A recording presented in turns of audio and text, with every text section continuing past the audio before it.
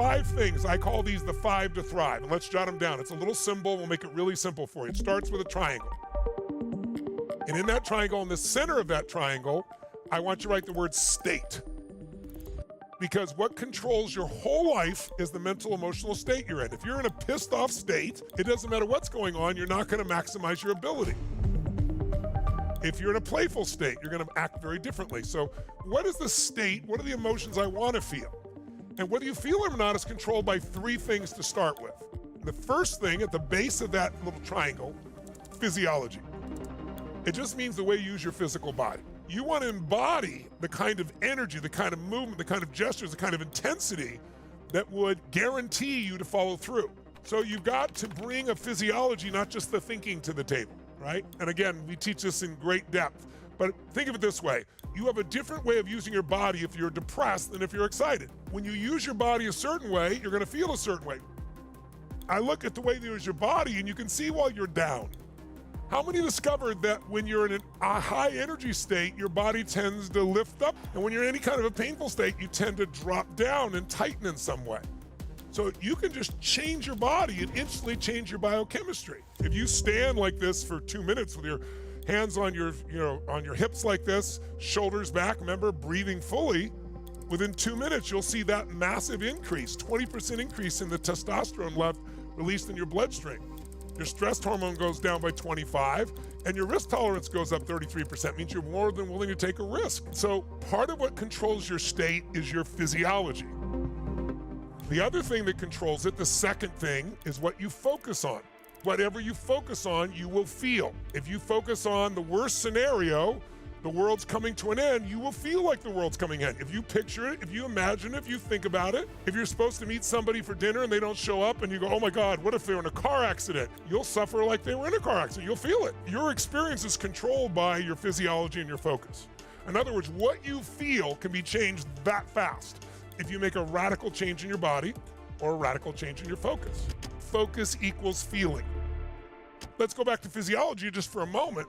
Can your physiology, your state, not only affect you, your state affects other people's states too. Like people say, oh, this person doesn't like me. Well, you oftentimes walk in a state that induces that. If you want to change your life, if you want to get on the path, the number one thing is putting yourself in the right state. How do you do it?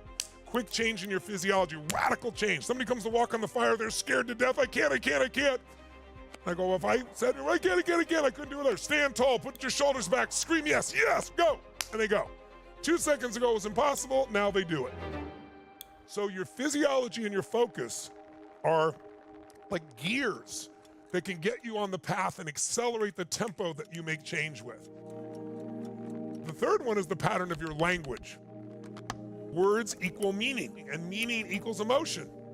If somebody does something, and after they do it, you go, that person is disrespecting me, or that person is challenging me, or is that person coaching me, or are they loving me? If you use disrespecting, you're going to feel very different than if you think they're loving on you.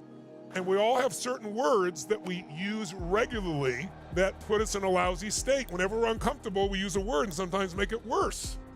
What are some words that describe negative feelings that you overuse?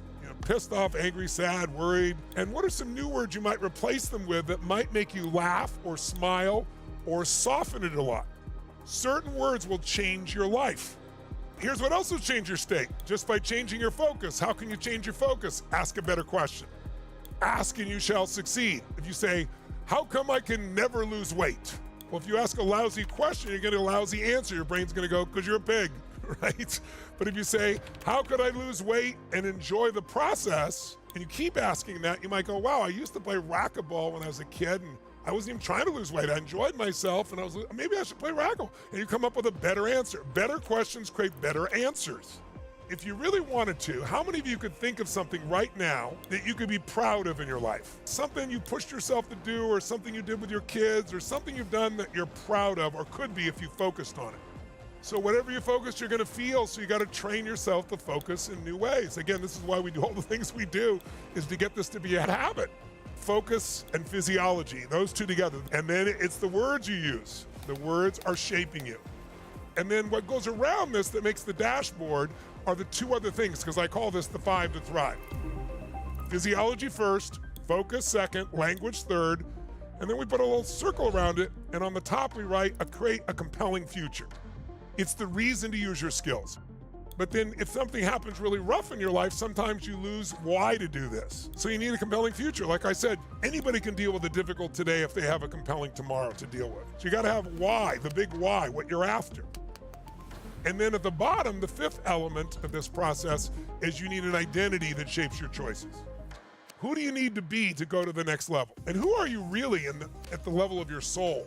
What I really need to know is, okay, what's that person's physiology like? If they got habits of lousy physiology, it's the first place we start.